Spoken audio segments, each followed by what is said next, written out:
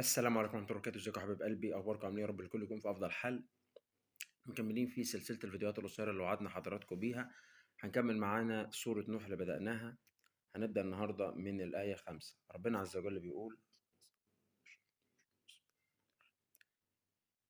هنا يعتبر لسان على لسان سيدنا نوح. أعوذ بالله السميع العليم من الشيطان الرجيم. قال رب إني دعوت قومي ليلا ونهارا فلم يزدهم دعائي إلا فرارا وإني كلما دعوتهم لتغفر لهم جعلوا أصابعهم في آذانهم واستغشوا ثيابهم وأسروا واستكبروا استكبارا ثم إني دعوتهم جهارا ثم إني أعلنت لهم وأسررت لهم إسرارا.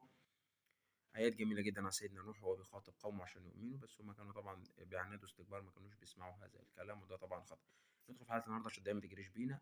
لو أنا عندي يا دكتور ابني عايز يخلع في ضرس وجعه ووارم مثلا حواليه، هل يا دكتور اخلعه على طول؟ المفروض يروح للدكتور يتاكد الاول، عشان ساعات لو هو في سن مثلا 10 11 سنه ممكن يكون طلعت له اكيد، يعني اقصد مش ممكن، هيكون طلع له مثلا سنه، ممكن السنه الوجعه دي يكون سنه دايمه. فانت لو استعجلت عشان تكبر دماغك من حكايه الحشو وكده ممكن تخلع له الضرس، والضرس لو اتخلع مش هيطلع تاني لان اسنان دايمه. فطفل صغير زي كده 11 12 سنه او اكتر، برضه في الفترات دي كلها لو اي سنه دايمه طلعت ووجعته لاي سبب سوس، فانت خلعتها مش هتطلع طول عمره، ويضطر مثلا يعمل تركيبات او يقعد مكانها فاضي، فالسنه اللي جنبها تميل عليها، يضطر يدخل في مشاكل تقويم.